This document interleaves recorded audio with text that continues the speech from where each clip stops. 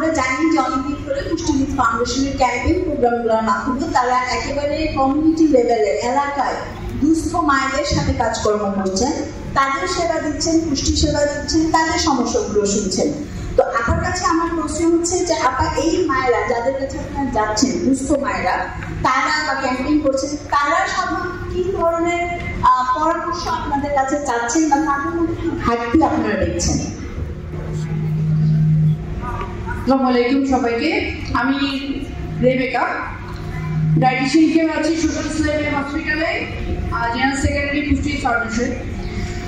প্রথমত বলি যে পুষ্টি ফাউন্ডেশনের যে উদ্দেশ্য সেটা হচ্ছে যে আমরা বিগত 5 বছর ধরে সারা বাংলাদেশে আমাদের পেশায় যারা জড়িত আছেন ডায়েটিশিয়ান এবং পুষ্টিবিদ তাদেরকে নিয়ে আমরা আসলে বিভিন্ন অ্যাওয়ারনেস প্রোগ্রামগুলি চালিয়ে যাই।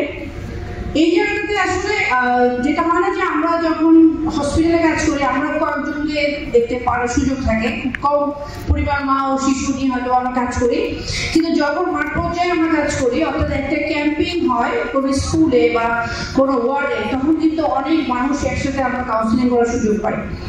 তো ওই জায়গাগুলোতে দেখা যায় যে অনেক আমাদের যে টপিক অনুযায়ী যে ডায়েটিশিয়ানের কাজ করছে এবং মাঠ পর্যায়ে যারা কাজ করছে এনজিও লেভেলে, তাদের কিন্তু দুই জায়গাতে কিন্তু ডায়েটিশিয়ানরা ওই জায়গায় বা পুষ্টিবিদ ওই জায়গায় কাজ করছে।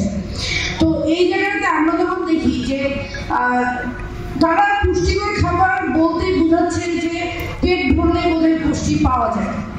তো মায়েরা যেটা করে যে বাচ্চাকে অনেক বেশি সুজি খাওয়াই দিল বা অনেক বেশি ভাত খাওয়া যায়, প্রথমে এসে বলে মেয়েরা আমার বাচ্চা তো ভাত খায় না। তো আমরা পুষ্টিবিদ হিসেবে তাদেরকে বলি যে ভাতের জায়গায় আসলে আর কি কি খাবার কার্বোহাইড্রেটগুলো দেওয়া যেতে পারে, কত পরিমাণ দিবেন আপনারা। পাশাপাশি তাদের একটা কমন কথা থাকে যে সব জিনিসের তো দাম বেশি, কিভাবে খাওয়াবো। তখন আমরা কিন্তু বলি যে দামি মাছও যেমন আছে আবার কম দামি মাছও তেমন আছে।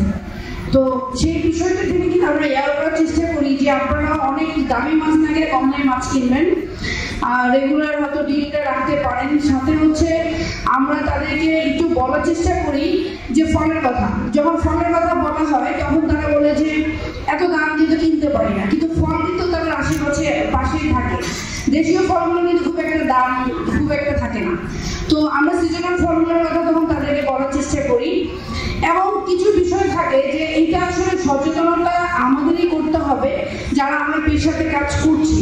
শুধু যে জব করবো বিষয়টা এরকম না, আমরা যদি আমাদের যে রিক্সাটাতে আমি চলি আমি প্রতিদিন তার সাথে কথা বলি। তো আমরা এই যে বাসার দারোয়ান থেকে শুরু করে যারাই আমাদের সামনে পড়বে, আমরা তো আমাদের জ্ঞানটাকে একটু চেষ্টা করি বিস্তার করতে, তাহলে মনে হয় বাংলাদেশের প্রতিটা মানুষ পুষ্টি সম্বন্ধে সচেতন হয়। এই সচেতনতার দিক থেকে কিন্তু পুষ্টি ফাউন্ডেশন কাজ করছে, সেটা নিম্ন শ্রেণী হোক বা উচ্চ শ্রেণী হোক, যাদেরকেই হচ্ছে আমরা যেভাবেই তাদের দৈনিক যে আয় রোজগার সেটার উপরেই কথা বলার চেষ্টা করি। এটাই হচ্ছে আমাদের পুষ্টি ফাউন্ডেশনের একটা উদ্দেশ্য। Thank you.